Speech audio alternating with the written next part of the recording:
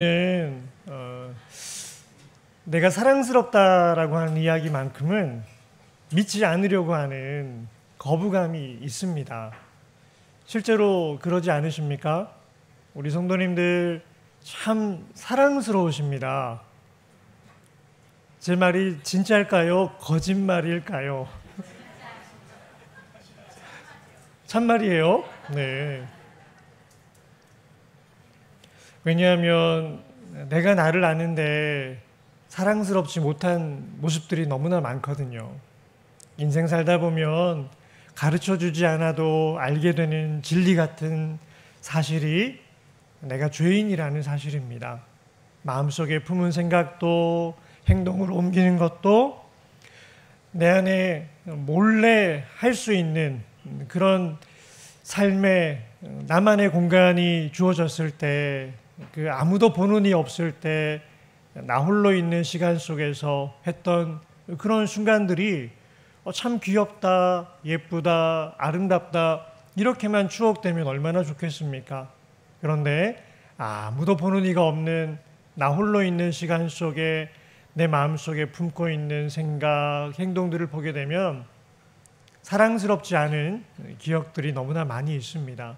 그러기에 누가 나를 향해서 참 사랑스러우십니다 라고 말하게 되면 우리 안에 자연스럽게 방어벽 같이 그건 나를 몰라서 그래요 라고 하는 그런 마음이 있습니다.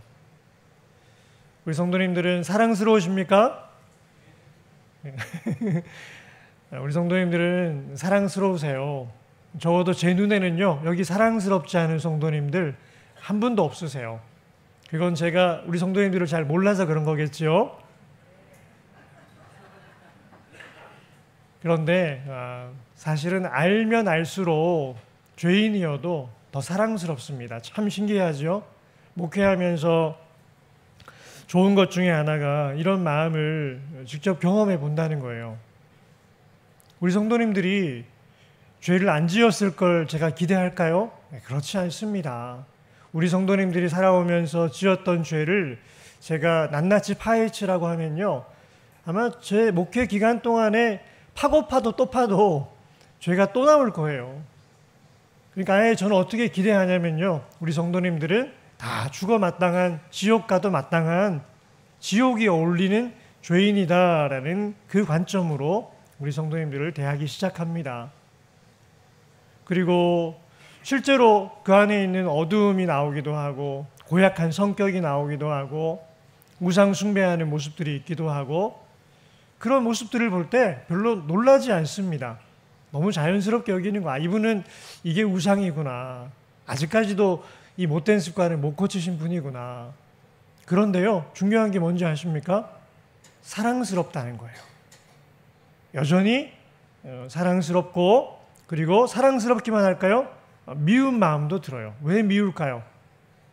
더 사랑스러워지기를 기대하기 때문에 미운 거예요. 화도 나고 속상하고, 아니 신앙생활 이렇게 오래 했는데 아직까지 이 우상 못 버리시면 어떡해. 막 분노가 치밀어 오르기도 하고. 근데 그 왜 그럴까요? 안 사랑스러워서가 아니고요, 사랑하기 때문에 그런 마음을 품는 거예요. 그리고 제가 알아요. 목회자 인간도 이런 마음을 품는데 예수님은 어떤 마음으로 과림리교회를 바라보실까? 우리 안에 있는 허물 그대로 예수님께서 그냥 안아주시는 거예요. 그리고 우리에게 원하시는 소원이 있습니다. 사랑스러운 신부처럼 주님 앞에 사랑스러운 교회가 되는 것입니다. 자, 오늘 제목을 조금 살펴보게 되면요, 사랑스러운 신부인데 이게 바로 교회의 궁극적 비전입니다. 자, 우리 오늘 어린이 친구들도 같이 예배드리고 있는데 우리 어린이들 가운데 똑똑한 친구 있어요? 내가 이 중에서 내가 제일 똑똑해, 한번 손 들어볼래요? 나도 한 똑똑하는데 똑똑한 걸로 치면 내가 제일이야. 한번 손 한번 들어보세요. 자, 직접 들지는 못해도 마음에서 아마 나도 한 똑똑해, 나도 꽤 똑똑하다는 얘기 많이 듣고 살아왔어, 이런 친구들 있을 거예요. 그런데 여러분, 똑똑한 거 그거 사실 별거 아닙니다. 그게 중요한 게 아니에요. 우리 친구들 가운데 나는 사랑 많이 받고 있어요 하는 친구 있습니까? 그게 더 좋은 겁니다. 우리가 사랑 많이 받고 있는 증거가 뭘까요? 우리가 사랑받는 교회의 증거는요, 사랑하는 교회입니다. 아이들도 어린이집 보내보면 선생님들이 그런데요, 야, 이 아이는 사랑 많이 받은 증거가 티가 납니다. 사랑받은 티가 납니다 하는 애들이 있다라는 거예요. 언제 그런 이야기를 할까요? 친구들을 향해서 양보하고 배려하고 축복의 말하고 칭찬해주고 너 참 예쁘다, 야, 너 되게 똑똑하다, 이런 말도 할 때 선생님들이 놀라는 거예요. 원래 애들이 서로 경쟁하고 내가 더 이뻐야 되고 내가 더 잘해야 되고 더 똑똑해야 되는데 칭찬을 해주는 아이를 보게 되면 선생님들이 놀라면서 야, 얘는 여유가 있다, 사랑받은 티가 난다, 그런 이야기를 한답니다. 우리 과림리 교회는 어떤 교회입니까? 사랑받는 교회입니까? 아멘. 사랑받는 교회는요, 하나님의 은혜에 대한 고백이 분명한 교회입니다. 우리가 어떤 죄와 허물 가운데 있어도 주님이 우리를 사랑하시는 그 사랑이 변치 않아 이 믿음의 고백이 분명한 교회가 사랑받는 교회의 정체성입니다. 그런데 정말 그렇게 사랑 많이 받은 교회의 증거를 대보라고 하면 어디에서 나올까요? 서로를 향해서 정죄하지 아니하고 누군가의 허물을 볼 때 덮어주고 그 모습 그대로를 끌어안는 모습을 보면서 이 교회는 사랑하는 교회구나라는 고백을 하게 됩니다. 사랑받아본 교회가 사랑도 할 수 있기 때문입니다. 자, 그런데 여러분, 교회의 궁극적 비전은요, 사랑받는 교회도 아니고 사랑하는 교회도 아닙니다. 교회가 추구해야 되는 가장 궁극적인 비전, 교회가 뭡니까? 우리가 교회입니다. 우리 성도님들은 무엇을 목적으로 신앙생활을 하고 계십니까? 우리 인생의 궁극적 비전, 목적은 사랑스러운 교회입니다. 내 자식도요, 사랑하지요, 당연히. 아무리 허물이 많고 심지어는 세상 사람들이 다 돌을 던져 죽여야 한다는 그런 죄인의 모습으로 집을 두드리고 어머니 문 좀 열어주세요 하면 내 자식 사랑하는 그 마음에 문 열어주고 경찰이 와도 나를 잡아가라고, 내 새끼 건드리지 말라고, 이게 바로 사랑하는 마음 아니겠습니까? 그런데 그거하고요, 사랑스러운 거하고는 다른 겁니다. 내가 낳은 내 자식이지만 어떻게 이렇게 이쁠까? 누군가에게 10원짜리 하나 주고 싶지 않은 내 마음인데 이놈은 집에 있는 거 가지고 자꾸 퍼다가 갖다 줘요. 그런데 사랑스러운 거예요. 나는 주기 싫어도 내 아들이 준다고 하면 감사한 게 이 부모 마음인데, 그렇게 내가 낳은 자식이 맞나 싶을 정도로 예쁘게 잘 크면 그게 기쁨이 되는 겁니다. 우리가 사랑스러운 교회는요, 하루아침에 만들어지는 게 아닙니다. 예수님과 깊이 교제하는 가운데 예수 그리스도의 형상을 그대로 이루어 갔을 때 사랑스러운 교회가 되는 것입니다. 우리 아이들에게 이 시간 한번 서로 축복해 주실래요? 우리 부모님들 아이들에게 손도 좀 잡아주시고요, 머리에 손도 얹어주시고, 안을 수 있으면 좀 안아주시고요, 너는 참 사랑스러운 아이야 하고 한번 안아주세요. 우리 한번 축복의 말 같이 할까요? 너는 참 사랑스러운 아이야. 예. 여러분, 이것만큼 놀라운 축복이 없습니다. 그냥 사랑스러우면 끝나는 거예요. 어떤 것도 부럽지가 않습니다. 우리 교회가 예수님 앞에 사랑스러운 교회가 되기를 소망합니다. 그런데 우리가 사랑스러운 교회가 되기 위해서는 몇 가지의 조건이 있는데, 하나님께서 원하시는 첫 번째 조건은 지조 있는 성도입니다. 에스겔서 전체를 통해서 하나님이 질투하시는 하나님이란 이야기를 하고 계십니다. 어느 정도로 질투하시느냐? 화가 나셔가지고 참지 못하시는 장면인데요. 불로 내 집들을 사르고 여러 여인의 목전에서 너를 벌할지라 내가 너에게 곧 음행을 그치게 하리니 내가 다시는 값을 주지 아니하리라. 하나님께 드려야 될 마음을 헛된 우상에게, 다른 신에게 드리고 있는 그 상황 속에서 하나님은 분노를 금치 못하십니다. 그리고 심판을 행하시고, 그리고 이 심판을 행하시는 이유가 무엇이냐? 그 심판을 그리한즉 나는 내게 대한 내 분노가 그치며 내 질투가 내게서 떠나고 마음이 평안하여 다시는 노하지 아니하리라. 하나님의 심판의 목적은 관계를 끝내려고 하는 게 아니고요. 계속 사랑하고 싶어서. 우리 미워도 다시 한번 그런 얘기 들어보셨습니까? 네, 미워도 다시 한번 그 과정을 거쳐가려면 뭘 거쳐가야 될까요? 분노의 강을 지나가야 됩니다. 너무너무 화가 나고 속상하지만 이 분노의 강을 다 거쳐가서 부부싸움도 충분히 하고 내가 얼마나 속상했는지 이야기하고 우리 다시는 그러지 말자라고 그 분노를 다 쏟아내고 나면 그 다음에 질투가 떠나고 마음이 평안하고 분노하지 않고 다시 사랑할 수 있는데 하나님이 그런 분이시라는 겁니다. 인간을 만드실 때 하나님의 질투를 불러일으킬 수 있는 존재로 만드셨습니다. 믿기지 않는 사건이지요. 하나님이 우리 때문에 질투하신다는 것은 상상이 안 되는 일입니다.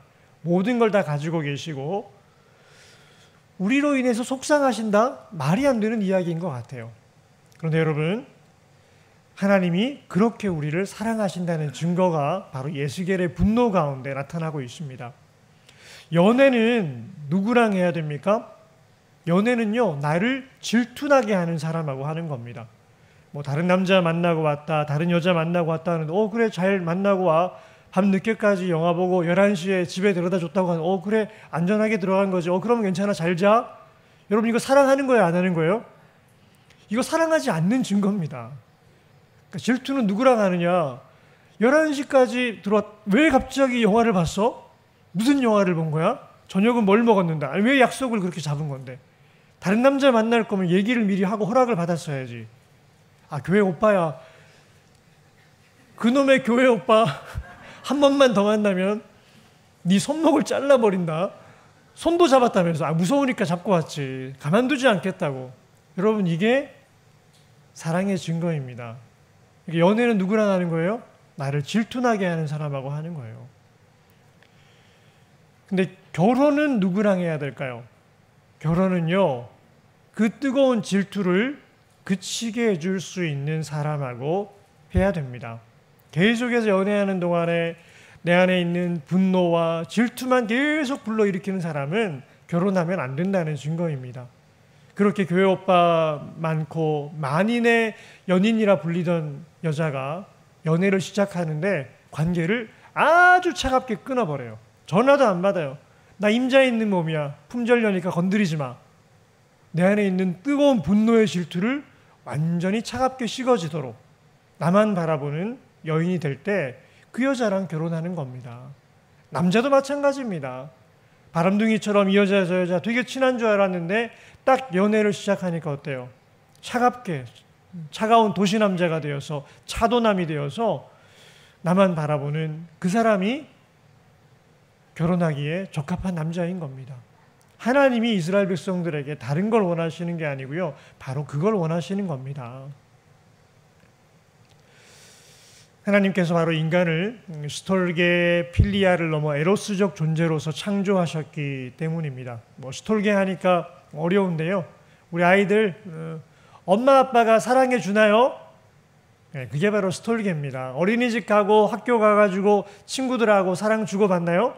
네, 그게 필리아입니다.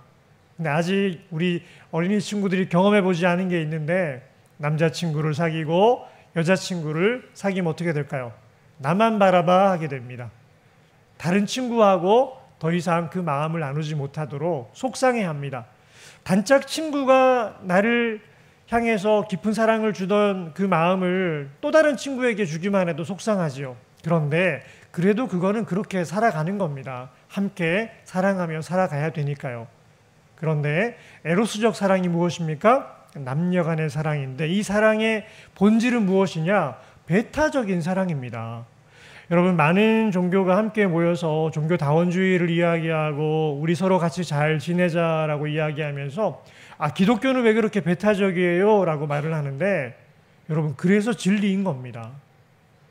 남자 여자 부부끼리 모여가지고 부부들 모임하고 있는데 우리 서로 사랑하며 지냅시다. 당신 아내도 내 아내하고 내 아내도 당신 아내하고 당신 남편도 이 남자 남편 저 남자 섞어가지고 우리 서로 사랑하면서 오늘은 이 집에 갔다가 내일은 저 집에 갔다가 우리 서로 그냥 필요할 때마다 남편도 공유하고 아내도 공유하며 삽시다.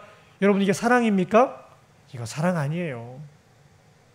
그게 바로 거짓이라는 증거입니다. 종교다원주의야말로 그 종교가 진리가 아니라는 증거입니다.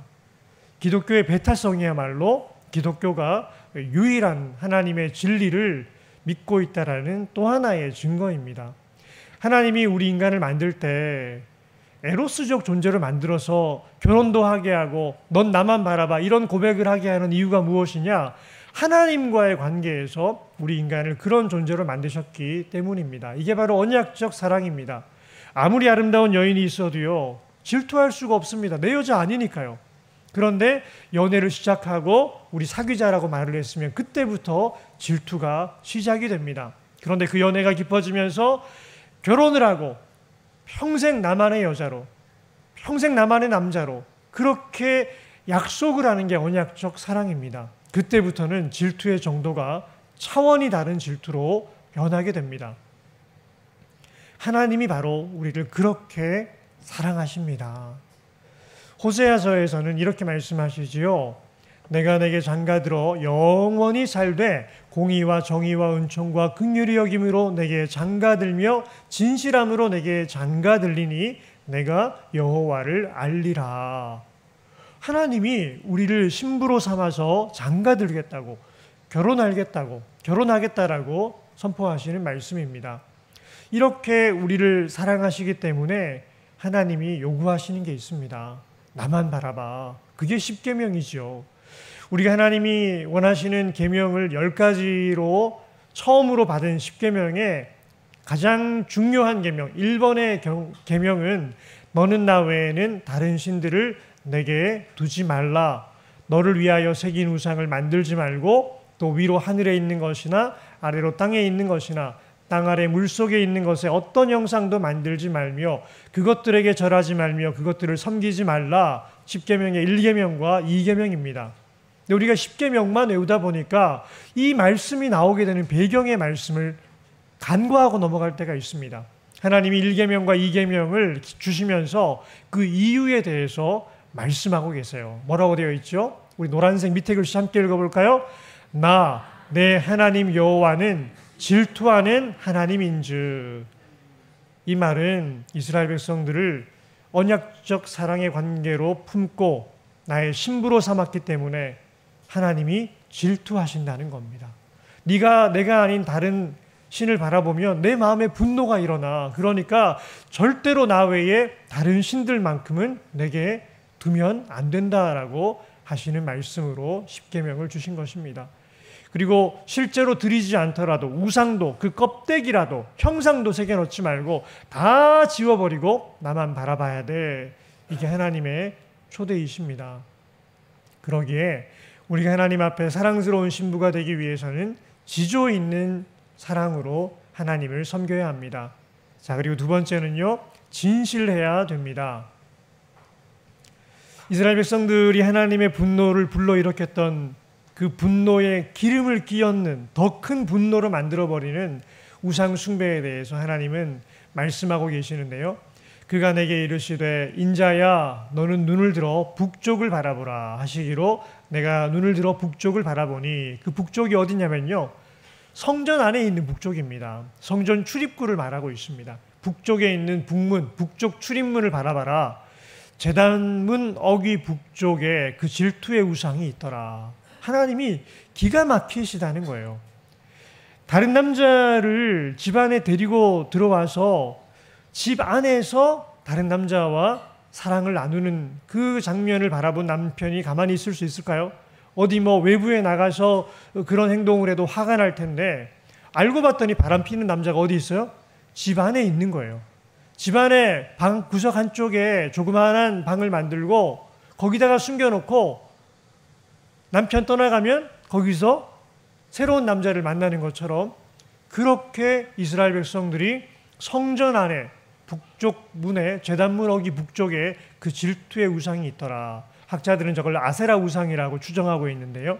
그가 또 내게 이르시되 인자야 이스라엘 족속이 행하는 일을 보느냐. 그들이 여기에서 크게 가증한 일을 행하여 나로 내 성소를 멀리 떠나게 하느니라. 너는 다시 다른 큰 가증한 일을 보리라 하시더라. 우리 남편들에게 묻습니다. 아내가 다른 남자 집안에 내가 없을 때마다 데리고 들어오는데 그 아내랑 사랑하며 사시겠습니까? 그럴 수가 없지요. 우리 아내들에게 묻습니다. 내가 나가기만 하면 미스김이 자꾸 들어와요. 그 남편하고 계속 사시겠습니까? 그럴 수 없지요. 이스라엘 백성들을 향해서 하나님이 처음에는 협박도 하고 경고하고 한 번만 더 우상 드리면은 가만두지 않겠다고 하셨는데 계속해서 드리는 거예요. 심지어는 예배 드리러 오면서 현관에다가 우상 붙여놓고 하나님을 부르고 하나님을 예배하는 척하면서 실제로는 우상을 향해서 숭배하고 우상을 마음에 가득 채우고 있을 때 하나님이 어떻게 반응하실까요? 내가 떠나갈게. 내가 있기가 싫다. 성전 안에 가득한 우상을 보고 하나님이 못 견디겠다고 하고 내가 떠나시겠다고 하고 떠나시는 겁니다. 흔들리는 마음이 있을 때 어떻게 해야 될까요? 이스라엘 백성들은 이 흔들리는 마음을 껍데기로만 감추었습니다. 입술로는 더 주님을 가까이 하는 거예요. 마치 바람피는 여인이 남편에게 더 맛있는 밥을 차려드리고 더 입술로는 예쁜 말하고 하는 것처럼 하나님 앞에 더 많은 재물을 가져오고 더 많은 종교 행사를 하고 더 거룩한 척하고 경건의 모양은 더 화려하게 갖추어 가는데 마음은 하나님에게서 점점 멀어져 갑니다. 여러분, 부부간의 관계도요, 처음에 흔들릴 때 그때 그 마음을 고백해야 됩니다. 오늘 나 다른 여자에게 사실 마음이 좀 흔들렸어. 다른 남자에게 내 마음이 흔들렸어. 이 인간이 하면서 그걸 가지고 치고 받고 싸우고 당장 이혼해 이러면요 사랑하고 끝까지 갑니다. 근데 흔들리는 마음을 감춰요. 오히려 아내에게 더 좋은 선물을 주고 남편에게 시댁 식구들에게 더 잘하려고 하고 그렇게 껍데기로 내 흔들리는 마음을 감추어 버리면 그때부터 그 흔들리는 마음의 유혹이 내 안에 씨앗으로 심겨지게 되고 이게 싹을 틔우고 줄기가 뻗어오르고 나중에는 배신의 열매를 맺게 됩니다.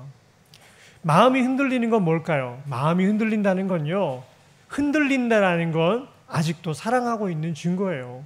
이게 귀한 마음인 겁니다. 하나님 사랑하면서 세상에 기웃거리는 마음, 하나님 저 예수 믿고 제자의 길을 가기로 했지만 부자로 좀 살아보고 싶어요.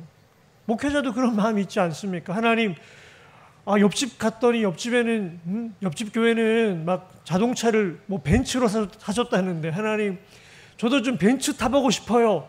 이런 마음이 있으면 하나님께 고백을 하면 돼요. 어느 목사님은 막 아파트를 벌써부터 막 받았다고 하는데 하나님, 저도 좀 아파트 살아보고 싶어요. 이런 욕심이 있으면요 하나님께 그대로 고백하면 되는 거예요. 목사만 그렇습니까? 우리 성도님들 얼마나 더 할까요? 목회자도 그런데 우리가 이 땅에서 하나님, 저도 좀 부자 되고 싶어요. 더 많은 거 누리고 싶어요. 전 세계 여행하고 누비고 다니면서 살아보고 싶어요. 이런 마음들이 있을 때 이 흔들리는 마음을 하나님께 그대로 다 고백하는 겁니다. 하나님, 제자로 사는 것도 이제는 싫어요. 지옥 가도 괜찮으니까 좀 땅에서 잘 먹고 잘 살다가 그렇게 한번 살아보고 싶어요. 이걸 누구한테 고백해야 되죠? 이걸 하나님한테 고백하면 괜찮은 거예요. 근데 이걸 하나님한테 고백하지 않으니까 내 마음속에 억눌러 놓고 있는데 마귀가 찾아와요. 그래, 네 영혼을 팔면 내가 이 땅에서는 잘 먹고 잘 살게 해줄게. 그러다 거기에다가 계약서에 서명하는 겁니다. 우리가 마음이 흔들릴 때 왜 흔들릴까요? 아직도 주님을 사랑하고 있으니까 흔들리는 거예요. 주님이 이걸로 뭐라고 하지 않으세요. 있는 그대로 솔직하게 고백하면 됩니다. 여러분, 이게 진실한 마음인 것입니다. 엘리야가 이거 잘해서 살아남은 겁니다. 엘리야가 누굽니까? 구약에 가장 위대한 선지자 한 사람만 이야기하라고 하면요, 엘리야를 이야기합니다. 얼마나 놀라운 권능을 행했는지 이 엘리야를 가장 위대한 선지자로 이야기하는데, 이 엘리야 선지자가 바알의 선지자 450인과 싸워서 하늘에서 불을 내리는 역사를 경험하게 되고 승리를 거듭하게 되죠. 자, 그런 이 엘리야가 그럼에도 불구하고 이세벨이라고 하는 여인의 협박 가운데 마음이 상처를 입고 낭망이 되고 그 큰 권능을 행한 이후에 오히려 슬럼프에 빠져가지고 어떤 일을 벌이느냐, 사환을 좀 물리고 자기 혼자 광야로 들어갑니다. 자기 자신은 광야로 들어가 하룻길쯤 가서 한 로뎀나무 아래에 앉아서 자기가 죽기를 원하여 이르되 여호와여 넉넉하오니 지금 내 생명을 거두시옵소서. 나는 내 조상들보다 낫지 못하나이다 하고 로뎀나무 아래에 누워 자더니 천사가 그를 어루만지며 그에게 이르되 일어나서 먹으라 하는지라. 이거 모양을 좀 좋게 해놓으니까 여호와여 넉넉하오니 지금 내 생명을 거두시옵소서라고 되어 있지, 이게 그냥 솔직한 마음으로 우리 인간적인 그 속내를 그대로 드러나면 표현으로 바꾸게 되면요, 에라 모르겠다 오늘 자살로 끝낼란다 이거예요. 내 마음에서 더 이상 살아봐서 뭐하냐, 나 오늘 자살하고 끝내야지, 이 고백이 나오는데 엘리야는 지금 이걸 어떻게 바꿔요? 이걸 내 안에 머물게 하지 않고 기도로 바꿔서 하나님 저 오늘 좀 끝내고 싶어요. 넉넉합니다. 충분히 살았습니다. 그만 살고 싶습니다. 지금 당장 내 생명을 거두시옵소서. 죽기를 고하는데 그 마음에 있는 가장 초라하고 가장 나약하고 가장 흔들리는 그 마음을 하나님께 고백하고 있는 거예요. 그때 어떤 일이 벌어집니까? 하나님이 찾아오시고 재우시고 먹이시고 데리고 다니시면서 그의 믿음을 회복시켜 주시는 겁니다. 우리가 신앙생활 하다 보면 믿음이 없어서가 아니고요, 믿음 있는 사람이 슬럼프에 빠지는 겁니다. 믿음 있는 사람이 시험 들고 믿음 있는 사람이 속상해하고 믿음 있는 사람이 상처 입는 겁니다. 주님을 향해서 헌신하고 열정을 들여받기 때문에 교회 생활도 관두고 싶은 겁니다. 더 잘하려고 했다가 더 바른 교회 세워가려고 했다가 내 마음에 상처도 입는 겁니다. 그런데 그럴 때 혼자 있지 말고 하나님과 함께 있어야 되는 겁니다. 하나님, 아무도 내 마음을 몰라줍니다. 나는 진짜 교회 위하는 마음으로 했는데 다 오해하고 있습니다. 이런 마음이 있을 때 하나님께 그대로 고하시고 유혹도 고하고 상처도 고하고 흔들리는 그 마음을 그대로 고해야 됩니다. 엘리야 영성의 핵심이 바로 이겁니다. 진솔한 자기 고백. 우리가 이 믿음을 가지고 나아갈 때 하나님께서 붙잡아 주십니다. 흔들리는 나의 마음은 나 스스로는 잡을 수가 없습니다. 근데 많은 경우에 언제 실패하느냐? 흔들리는 내 마음을 내가 잡아보겠다고 노력할 때, 그래도 내가 주님을 이렇게 버릴 수 없지, 내가 주님 따라가야지, 내 스스로 이 마음을 붙들려고 하다가 다 실패하는 겁니다. 마치 베드로가 다 버리고 떠날지라도 나는 주님 버리지 않겠습니다. 내 노력으로 내 마음 잡으려 했다가 실패하는 겁니다. 내 마음은 누가 잡아주실 수 있습니까? 하나님이 잡아주시는 겁니다. 신부의 마음은 누가 잡아줄 수 있습니까? 신랑만이 잡아줄 수 있습니다. 당신하고 사는 게 별로인 것 같아. 오늘따라 당신이 정말 미워. 그때 그 마음을 잡아줄 수 있는 게 신랑입니다. 나를 잡아주실 수 있는 유일한 분, 예수 그리스도에게 솔직하시기 바랍니다. 그때 대화가 깊이 있게 이어지게 됩니다. 하나님께서 우리에게 지조 있는 신앙도 원하시고 흔들릴 때마다 그대로 고백하는 진실한 마음도 원하시고요. 더욱더 원하시는 게 있는데 집중하는 성도의 삶을 원하십니다. 누구에게요? 예수님에게 집중하는 삶입니다. 하나님은 지금 이 이스라엘 백성들이 우상 숭배에 빠지게 된 원인에 대해서 설명해 주시는데, 네가 어렸을 때를 기억하지 아니하고 이 모든 일로 나를 분노하게 하였다라고 말씀하십니다. 어렸을 때를 기억하지 않았다는 건요, 하나님에게 어떠한 사랑 받았는지에 대해서 망각하고 있다는 겁니다. 하나님을 만나고 하나님에게 집중하고 하나님께 계속해서 사랑의 관계로 나아와야 되는데, 하나님의 사랑받은 것은 망각해버리고 잊어버리고 머릿속에 자꾸 다른 생각이 들어올 때, 그때 유혹에 넘어진다는 겁니다. 내가 내 행위대로 내 머리에 보응하리니 내가 음란과 내 모든 가증한 일을 다시는 행하지 아니하리라 주 여호와의 말씀이니라. 이 말씀은요, 하나님께서 지금 이스라엘 백성들을 치시는 이유가 뭐예요? 기억하게 하시려고, 어떤 사랑 받았는지를 기억하게 하시고 내가 너에게 어떤 존재인지를 알게 하심으로 하나님께서 다시 우리의 사랑의 대상이 되시고 다시는 하나님이 아닌 다른 것들을 바라보지 않고 하나님만 바라보게 하시려고 이렇게 심판을 행한다 말씀하고 계십니다. 이게 바로 하나님을 아는 지식입니다. 이 지식은 머리에만 담기는 지식이 아니고요, 가슴에 새겨지고 삶의 열매로 맺어지는 지식입니다. 하나님을 진실되게 사랑하는 비결이 하나님을 알아가는 것입니다. 우리가 돈에 대해서는 얼마나 잘 알아갑니까? 아무리 돈 귀하지 않다고 해도 세상이 가르쳐 줍니다. 그런데 하나님을 알면요, 돈의 권세도 누구에게 있습니까? 하나님에게 있습니다. 우리가 하나님 앞에 결단한다고 돈의 우상을 이길 수 있느냐? 그렇지 않습니다. 돈의 권세가 마귀가 아니고 하나님에게 있다는 걸 알게 될 때, 그때 비로소 돈의 영향력에서부터 자유하게 되고 돈을 다스리는 권세를 가지고 살아가게 됩니다. 우리 하나님이 얼마나 멋진 분이신지 우리 한번 호세아 6장 3절 함께 읽어보겠습니다. 그러므로 우리가 여호와를 알자, 힘써 여호와를 알자. 그의 나타나심은 새벽빛같이 어김없나니 비와 같이 땅을 적시는 늦은 비와 같이 우리에게 임하시리라 하니라. 아멘. 우리 성도님들이 우상 숭배에 빠지는 많은 경우를 보게 되면요, 하나님이 얼마나 복 주시기 원하시는지를 모를 때 우상 숭배에 빠지십니다. 우리 성도님들이 부자로 살고 싶으시지요? 아멘. 그런데 우리가 부자로 살고 싶은 걸 원하는 것보다 누가 더 원하실까요? 하나님이 100배, 1000배, 10,000배는 더 원하십니다. 그런데 마귀는요, 우리가 부자로 살다가 지옥 가기를 원합니다. 하나님 어떠실까요?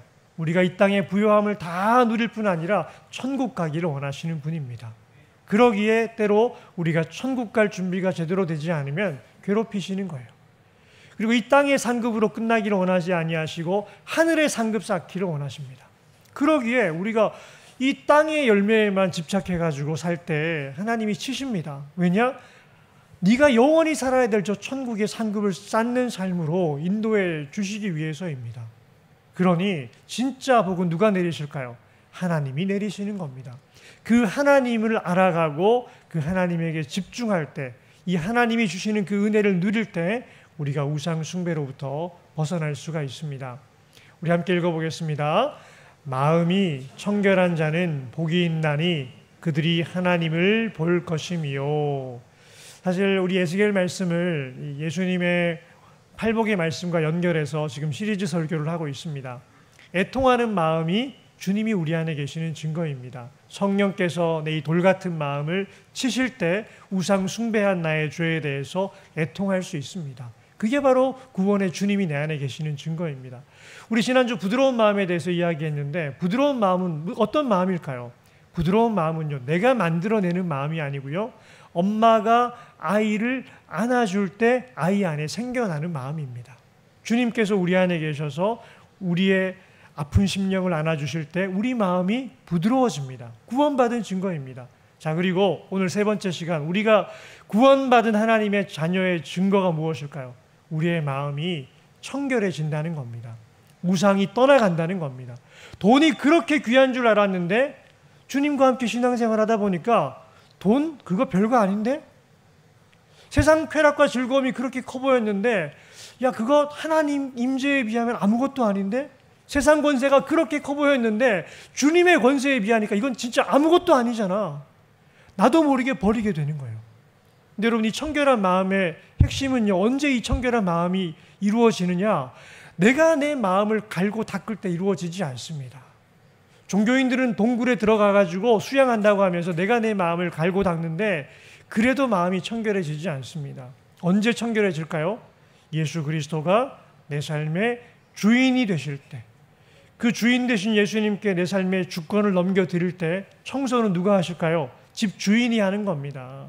주인이 바뀌면 다 바뀌는 것처럼 예수님이 내 안에 주인으로 들어오시고 내 삶의 주권을 넘겨드리면 예수님이 치워버리십니다. 돈의 우상 치워버리시고, 쾌락의 우상도 치워버리시고, 권력의 우상도 치워버리시고, 정결하게 예수님께만 집중하는 믿음의 사람으로 바꾸어 주십니다. 이걸 믿으십니까?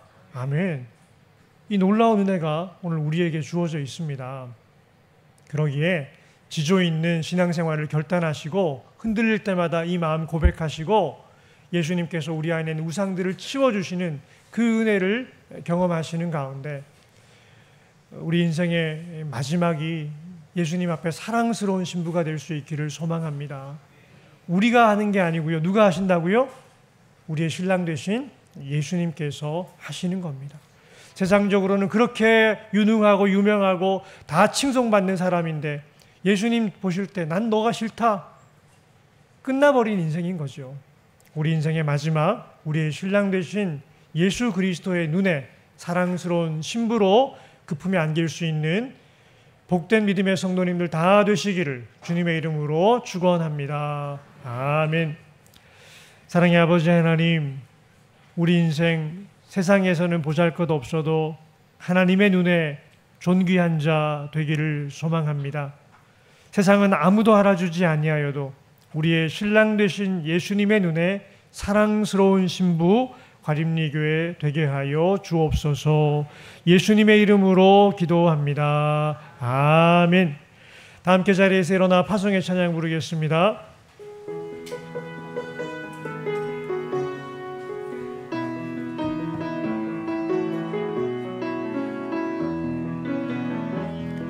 주 선한 능력으로 하느시네